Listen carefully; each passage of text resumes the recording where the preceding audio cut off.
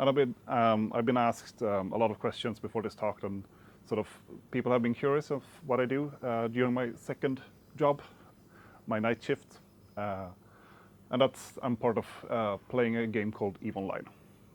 So this talk is called My Second Job, Running a Space Empire, or more like herding cats to get people to go and do things together. So what is EVE Online? It's a space-based MMORPG, so massive multiplayer online role-playing game.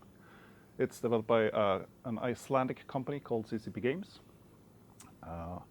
It has a setting where we've left Earth and our solar systems, and it's at 21,000 years in the future, and we have taken some space gates and landed in a place called New Eden. It's a large map where you can explore. You can choose to play for one of the playable races or player empires that have survived. And they have different, mostly cosmetic things. The empires are technically at war in some factions, but as a player you mostly choose it as an aesthetic thing. If you start playing, you can play and fly ships from any of the empires, so it's just mostly your starting location that differs. It's a sandbox game. It's very different to a lot of other types of games. A lot of games give you a direction, give you a quest, go there, do this, go there, how to progress, how to do this. This is a game where you have all of the options available to you. Go do them at your own pace, focus on what you think is fun, evolve over time, do something else. You can do things like build stuff, shoot stuff, shoot other players, shoot NPCs, take stuff, make money, lose money. Trading and exploration is a large part of the game. Something that's also very different to a lot of other games, other MMOs, is that it's a single shard. Everyone is playing in the same universe and can be at the same location at once. In other MMOs, like maybe World of Warcraft or similar, you have a sharded system where you play on that server and you play on that server, and if you're at the same place, you don't see each other. But if you're in EVE Online, if you're in the same star system at the same location, you see each other and you can shoot. So it's easy to meet up with people and find new targets in space. It's a rather old game. It was first released in 2003. Some were playing in the beta, and it's now 20 years old. They're celebrating the 20th anniversary this week, so there's a lot of celebration both in and outside of the game. The game is also rather unique in the way that in a lot of game systems you have NPC-run economies. So you go out, do some quests, gather some stuff, you go to a vendor and you just vendor everything and you get money. You can't do that in EVE Online. You have to sell your things to another player. There are a number of items that can be sold to vendors, vendor-like buy orders, but it's everything in-game is built or distributed by players. It's also not like a single place where you can go and buy things. It's distributed all across the universe. So there's a lot of opportunity to buy things in one area of space, transport it and sell it in another area of space, or to shoot the ones that are doing that and steal the stuff and sell that. It's also a game with permanent loss. So if you're blown up in the game, you lose the ship. If you've spent time to gather resources to get that ship and you lose it, that sucks. That can either give you a reason to quit the game, or to go back, get on the horse, try it again, get better. So you need a certain kind of mindset of okay, the ships I fly is basically ammo. I shouldn't get too attached. It's a way for me to make some money to buy new ships when I lose them. It's not if, but when I lose them.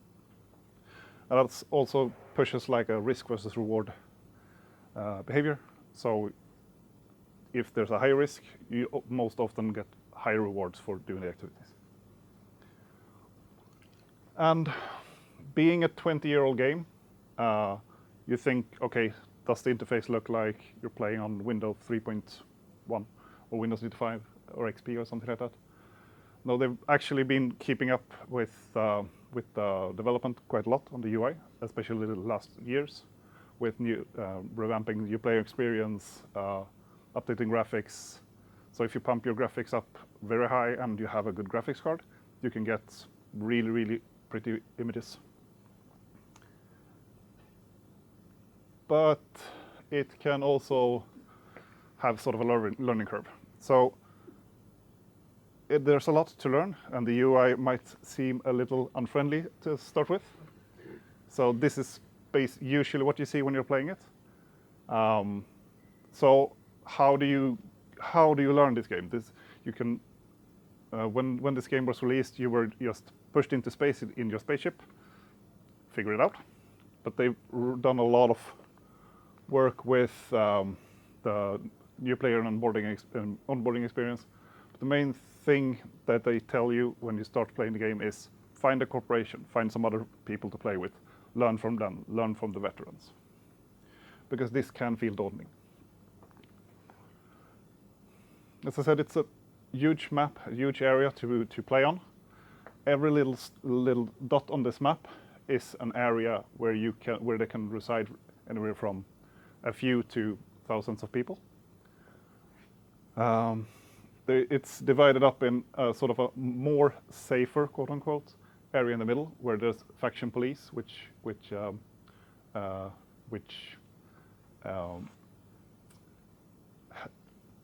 avenge you if you're aggressed.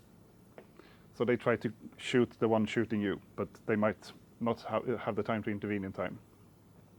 The further out you get on the map, you go from high security to low security to null security. And out here in the null security areas, that's where the player-run alliances rule. That's where they make the rules, and that's where they collect taxes and income in the game. And here is where a large part of the wars are being held between player-run alliances. So this is an ever-changing map. So, and if you see on this map, there's a lot of star systems interconnected. This map is just one of these areas marked on the larger star map of New Eden. There are also wormholes which can spawn connections to anywhere in known space. So it's a sort of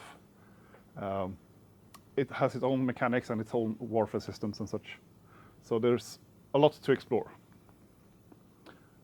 I talked earlier about it being a sandbox. No one really gives you an instruction of where to go and what to do. So you choose your own adventure. But they have sort of worked a lot with the new playing experience. They have streamlined it down with a lot of good instructions of how do you get, if you like exploring, this is a good path to follow. These are good activities to find. If you like to shoot people, try faction warfare, try this and that. But the main thing that they tell you is join a corporation, find some people to fly with, learn the game by example. One thing that is very, very cool and what interests me a lot in this game and where I do a lot of work is the data access. This is a game which has exported its all items that exist in the game, all the metrics, how large they are, what their name, what type they are, which systems are connected, which are not, as a static data dump that updates frequently. They also have a REST API where you can authenticate yourself or authenticate your player and pull data about you. You can check your in-game mails. You can see where your assets are located. You can pull all that type of data. You can even set your navigation system in-game via REST API. So you can have an external map, right-click, set destination, and that sets the in-game destination, which is really cool. That means you can collect and gather external sites like kill boards, where was someone killed, when was someone killed, how much have you killed. Map wormhole connections by checking where are you now.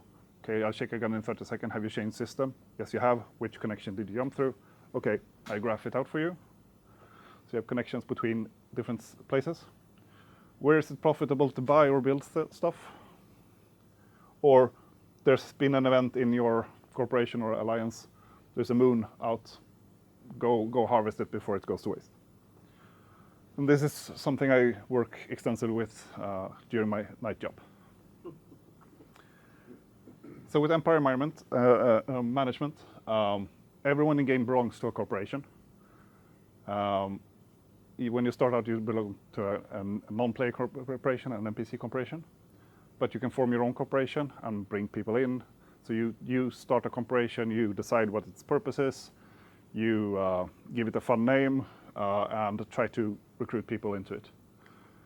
You can hand out, you have the CEO title, you can hand out different director roles, different roles in the game to manage star bases, or which hangars can you take or put stuff into so that you can distribute like equipment between each other.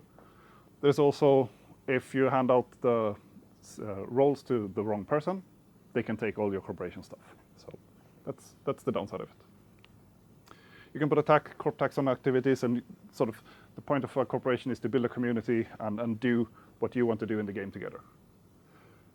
When multiple corporations find each other, they can form an alliance.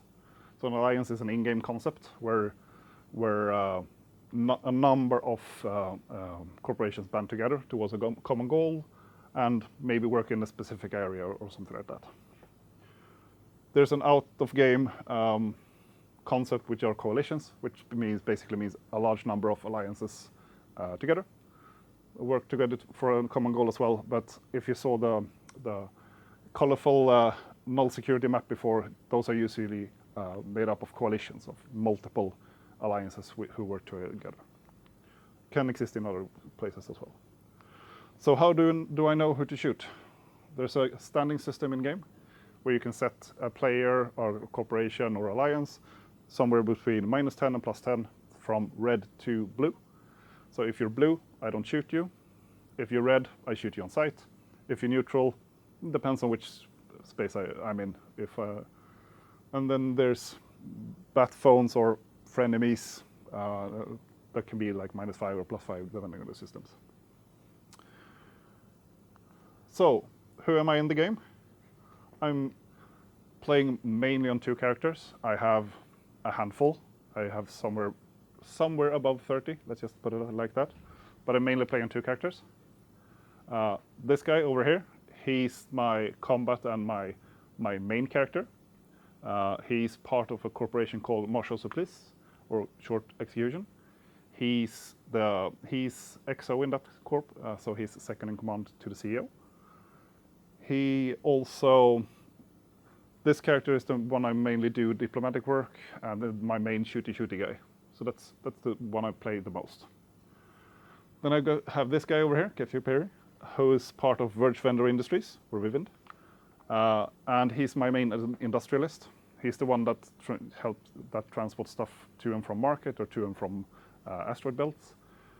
He's the one that sort of aggregates all of my industrial other tunes. Both of these corporations are part of the same alliance, the Burning Contingent Alliance. The Burning Contingent Alliance has a CEO for the entire alliance. He has a small set of trusted advisors, which he calls Burning Heads, and I'm part of that group. And then all of the other corporations in the alliance has one CEO and up to 2 trusted players that are part of the alliance leadership as a whole. So there's a structure and hierarchy and chain of command there. What do I mostly do for this alliance? Well, I primarily focus on recruitment, both bringing in full corporations or bringing in folding in new alliances under our banner. I do a lot of interviewing and application reviewing. if anyone's played EVE Online, it's not really like other games. In other games, you find some people, you group together, you do stuff. In EVE Online, you need to sort of show your entire corp history. You need to supply those API keys so that we can look at your mail, look at who you've sold stuff to, look at who you've been making money with, so that we can see if you're helping us or helping our enemies. So that's become a pretty core part of the game of sort of information management and finding out who's a spy or not. Because this is a game where espionage and counterintelligence is key. So we have things set up in our Discord where you can put in an application, say why you want to play with us. We do an interview you, we review you, and then we let you in or not. And as you can see, there's a lot of things that can be pulled from these API keys. One other thing I do a lot in this alliance is diplomacy. I'm one of our main EU time zone diplomats.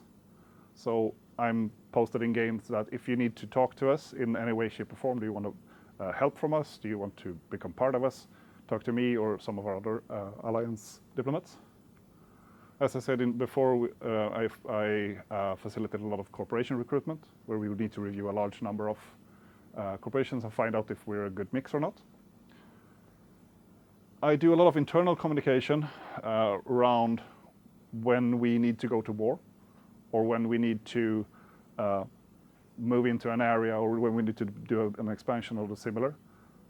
You need to sort of get everyone on the same page. Why are we doing this? What's the reason?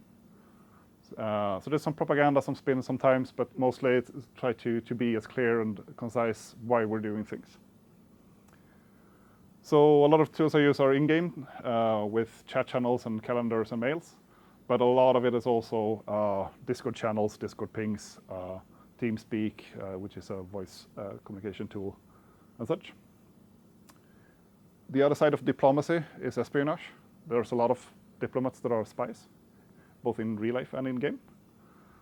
So there's a lot of that I can't speak of for obvious reasons, especially since this is recorded. But a large part of it is putting characters in game in other people's corporations, becoming part of those, working up a reputation there, having multiple Discord accounts, multiple forum accounts, multiple Reddit accounts to gain trust and gain information, which can benefit us as an alliance. It's not always used nefariously, it's mostly information gathering.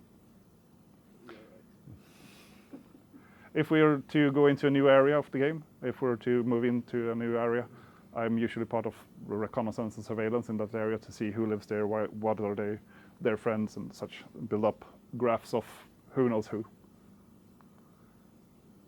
Another large part with Casio Perry is my main for is the industry building.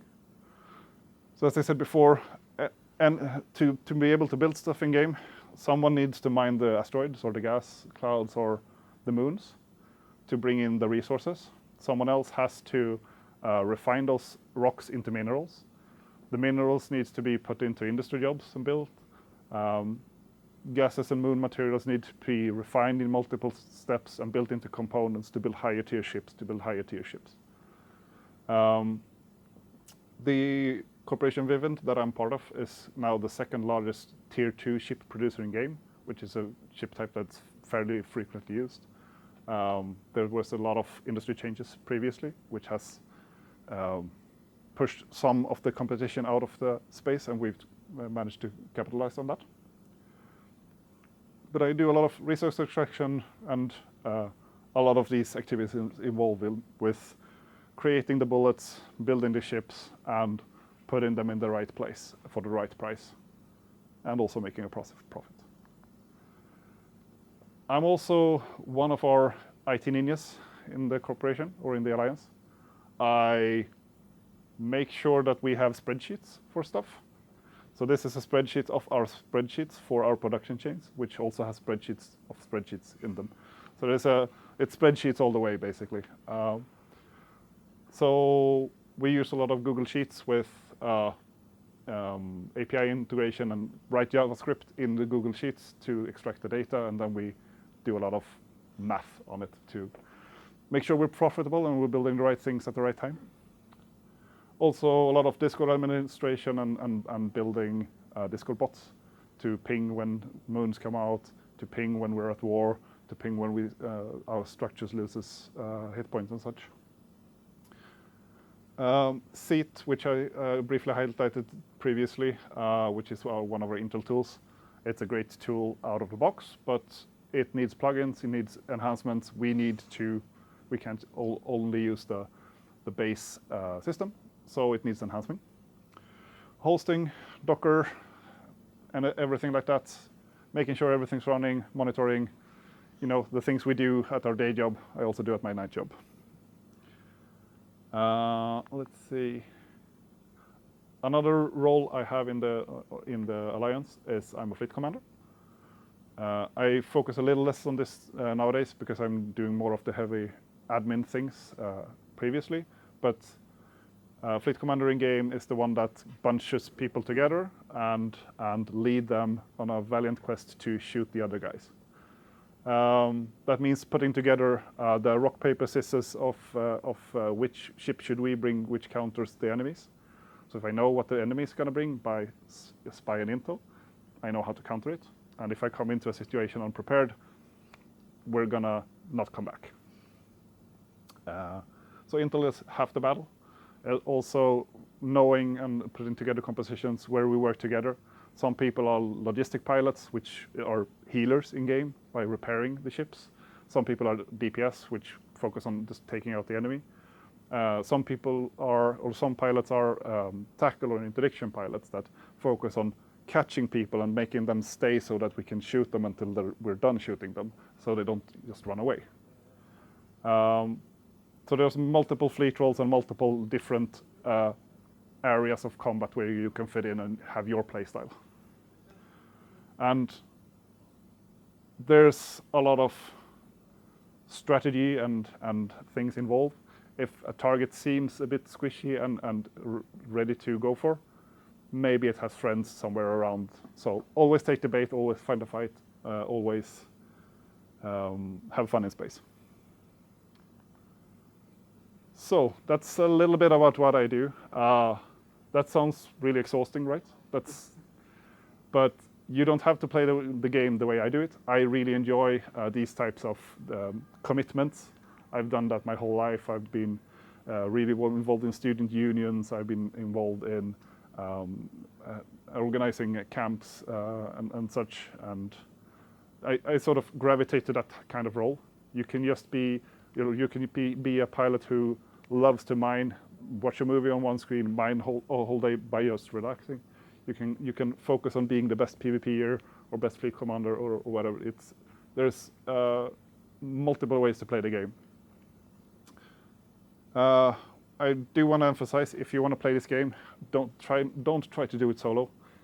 Try to find some people to play with. You don't need to be very, very active on voice comms or to be active in discussions, but have a community and have a forum where you can ask questions, where you can have people that know how the game works help you maybe avoid some of the worst beginner mistakes.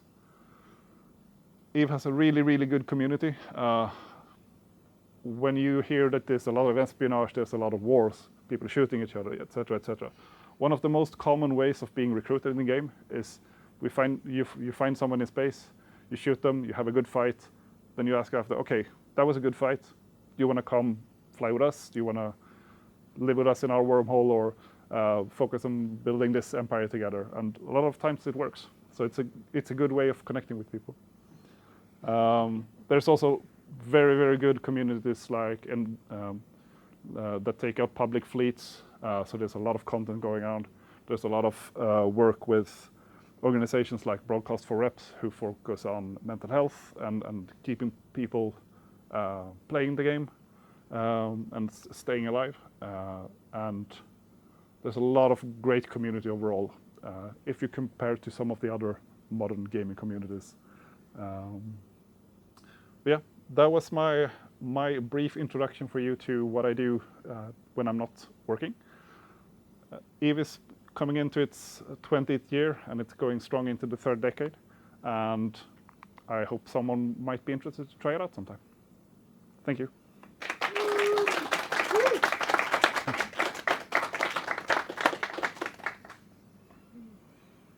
All right, any questions? For how long have I been playing this? 20 or? No, I'm a pretty new player in this game. I started during the pandemic, so I haven't been in the game for, I'm closing into 3 years. So a lot of people think that, okay, I can't start playing this game because there's people that have been playing it for 20 years. Oh yeah, they have a massive advantage in a lot of ways, but you can still come into the game fresh now and be useful, have fun, build something for yourself. You don't have to work towards building the greatest space empire there ever is. You can focus on, okay, me and 2 other dudes are gonna focus on living here and doing our thing over here. And that's really, really something that's enjoyable by a lot of people. So when you're new, set reasonable expectations of what can be achieved and work towards greater ambitions over time. So the question was, is there a real world market for things like player characters? There are a number of real world markets in the game. There are a lot of things that are not permissible by the EULA. There's, for instance, you can only buy items or it's called Plex. It's an in-game currency which you can use to pay your subscription, or you can sell it on the market for someone else to buy and pay their subscription with. So there is a monthly cost associated with it if you want to play what's called the mega characters, which has access to the entirety of the game. There's also alpha players, which are forever free playable characters. So you can buy things from the developer, like Plex or certain skins or similar things, or the monthly subscriptions. They also host a character bazaar, where you can. That's the place where it's permissible to buy and sell accounts. I believe it's only for in-game currency, but don't quote me on that.